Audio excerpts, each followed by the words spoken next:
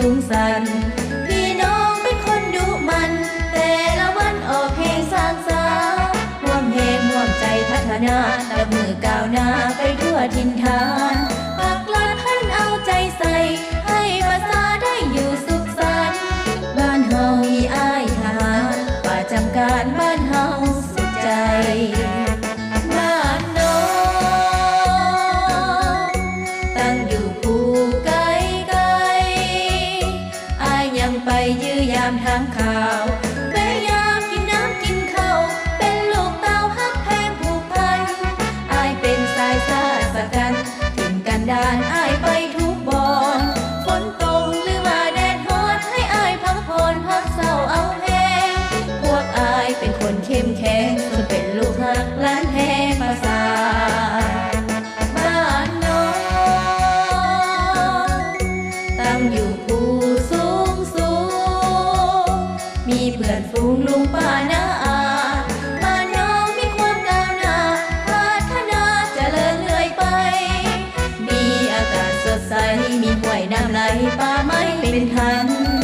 มีหนทางเที่ยวไต่สะดวกสบายไปมาหากันบ้านน้องอยู่ภูสูงสันเป็นที่ฐานบ้านเฮาสุขใจ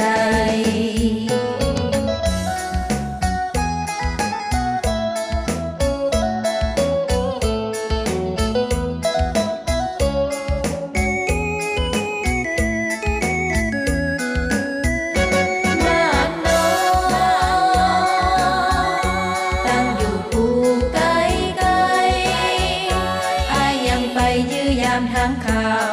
พยายามกินน้ำกินข้าวเป็นลูกเต้าฮักแพงผูกพัน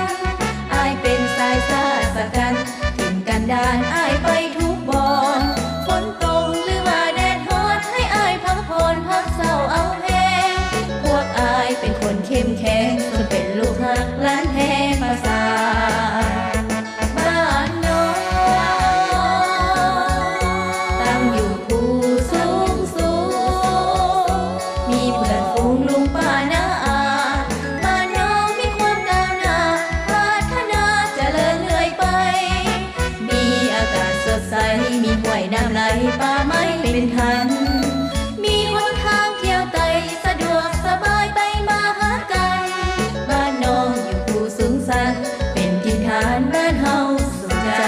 น้องมีอ้ายอยู่ไกลๆก็เป็นสุขใจแล้ว